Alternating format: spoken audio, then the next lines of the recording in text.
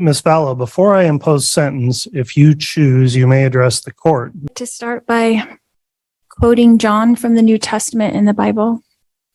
In John chapter 8, verse 7, Jesus says, "He that is without sin among you, let him first cast a stone at her." Then in verse 15, Jesus says, "Ye judge after the flesh, I judge no man. And yet if I judge, my judgment is true." Jesus knows me, and Jesus understands me. I mourn with all of you who mourn, my children and Tammy. Jesus Christ knows the truth of what happened here. Jesus Christ knows that no one was murdered in this case. Accidental deaths happen. Suicides happen. Fatal side effects from medications happen. I have a different perspective in life because in 2002, when I was pregnant with Tylee, I died in the hospital while in labor with her. They tried to stop my labor. They put me on the table and they put something in my IV, and I felt my spirit falling to the floor. I was standing near my pregnant body, watching the doctors try to revive me, which took them a few minutes. In that time, my sister Stacy was standing to my left. I turned to hug her and was surprised that her spirit was as tangible as a physical body, because I knew I was in spirit and she was in spirit. She said she needed to show me some things, and we went to heaven. I later returned to my body. Because of this experience, I have access to heaven and the spirit world. Since then, I have had many communications from people now living in heaven, including my children, Tylee Ashlyn and Joshua Jackson, my sisters, Stacy and Lolly, my aunts and my uncles, and my grandparents. I have had many communications with Jesus Christ, the Savior of this world, and our heavenly parents. I've had many angelic visitors have come and communicated with me and even manifested themselves to me. Because of these communications, I know for a fact that my children are happy and busy in the spirit world. Because of my communications with my friend Tammy Daybell, I know that she is also very happy and extremely busy. I have always mourned the loss of my loved ones, and I have lost many in this mortal world. However, I know them more than most people. I know where they are now and what they're doing. I know how wonderful heaven is, and I'm homesick for it every single day. I know we all lived in heaven before we were born on earth, and we were all adult spirits in the heavenly realm. We chose to come to earth as mortals. Heaven is more wonderful than you can possibly imagine. I do not fear death, but I look forward to it. I did not want to return to my body when I was out of it.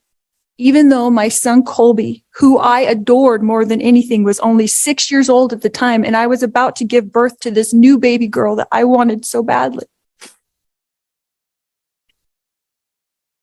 I was a young mother, and you would think I wouldn't want to leave my children, but as I stood in heaven, I did not want to go back. I thought they would be fine without me because I was peaceful and I was happy and I was home.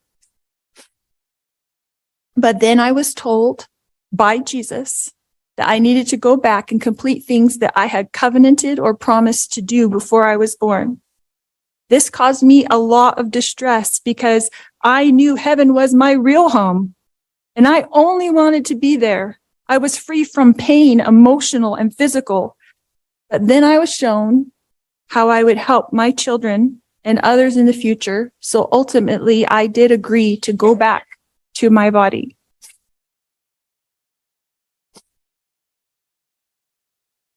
Tylee has visited me.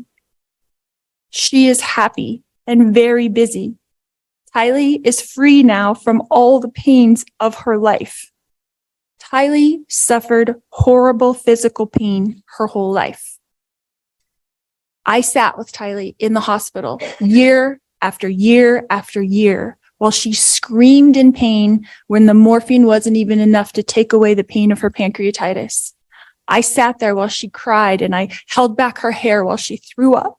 And I am the only person on this earth who knows how much Tylee suffered in her life. She had pain every single day.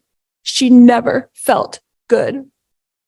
Her body did not work right. And I don't know if that was from complications from me dying while she was being born or something else, but she had a very difficult life. She was sexually abused by her own biological father since she was 3 years old, and she was forced by family court to go visit him for 10 years against her will. I fought for her in court. I protected her. I tried to protect her with my whole life. I tried to protect her. I worried about her every single day. Tylee had to get her GED because she couldn't go to school every day because she never felt good. She felt sick.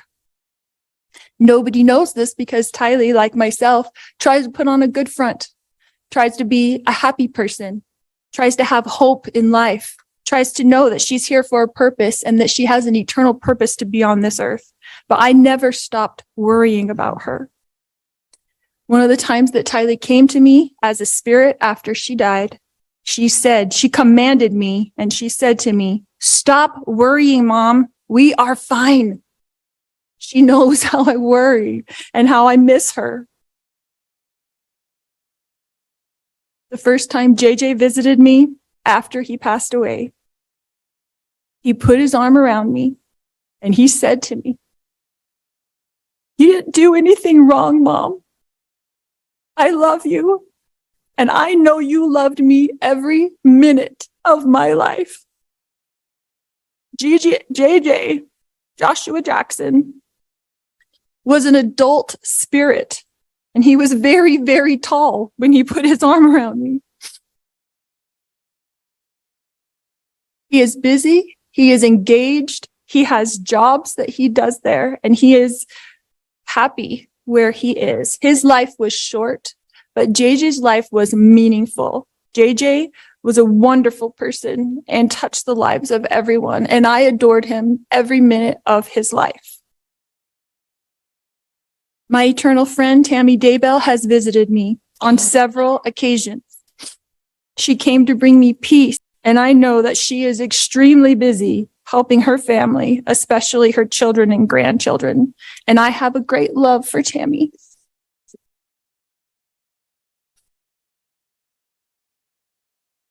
My beautiful children, Tylee Ashlyn and Joshua Jackson, rest safely this day in the arms of Jesus. My wonderful friend, Tammy Daybell, rests safely this day in the arms of Jesus. And I look forward to the day when we are all reunited and I too will rest with them in the arms of my Jesus.